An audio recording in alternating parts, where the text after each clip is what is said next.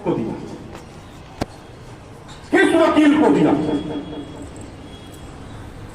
मान करिए भाई, आपने मांगा था हमसे ना, आप कब मांगे थे? उन्होंने कहा कि 5 लाख रुपए हमने सुप्रीम कोर्ट में वकील के नाम ट्रांसफर कर दिया।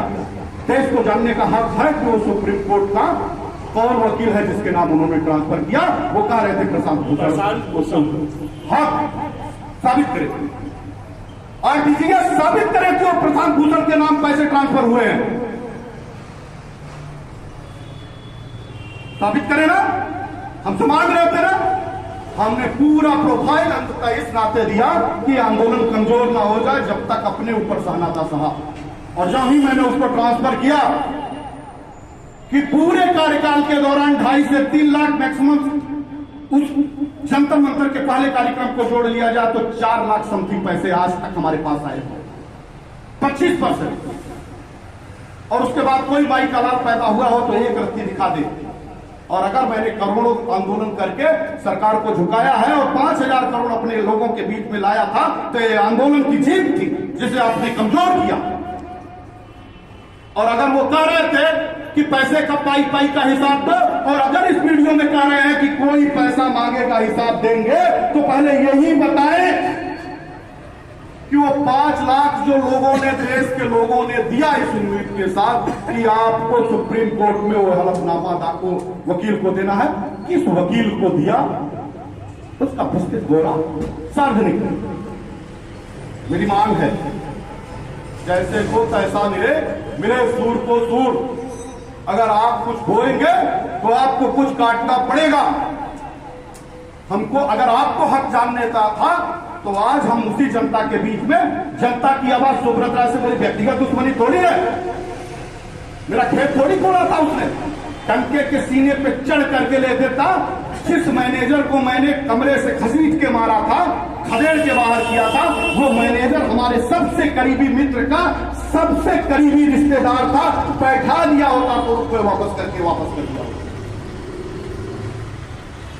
इस नाते थोड़ी किया।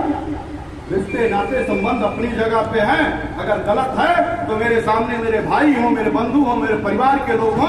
अगर तुम गलत हो तो तुम्हारे साथ विरोध की स्थिति में खड़े दिखाई देगा। और तुमने अगर गलती की है, और नहीं तो जिस तरह तुम वीडियो बना के कर रहे हो कि हमको आंदोलन के लोगों से कोई दिक्कत नहीं है, जहां कहेंगे आंदोलन में रहेंगे, तो आओ मांगो माफी ऑल इंडिया जन आंदोलन संघर्ष न्याय मोर्चा के मंच पे कि हमसे गलती हो गई, हम तुम्हारे साथ खड़े रहेंगे। थोड़ा काम करोगे, नहीं होने दिया जाएगा। सच तो समाज को बताया जाएगा।